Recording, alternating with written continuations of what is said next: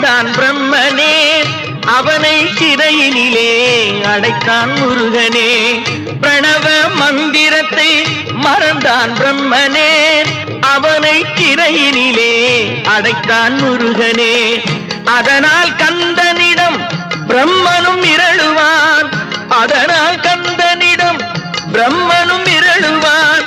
கந்தன் அடியவர்க்கு அவனும் அருளுவான், கந்தன் அடியவர்க்கு அவனும் அருளுவான். கந்தனிடம் செல்லுங்கள்,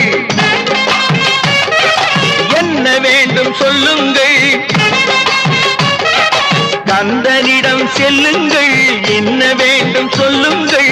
வந்தவினை தீர்ந்துவிடும் மற்றவற்றை தள்ளுங்கள், வந்தவினை தீர்ந்துவிடும் மற்றவற்றை தள்ளுங்கள்.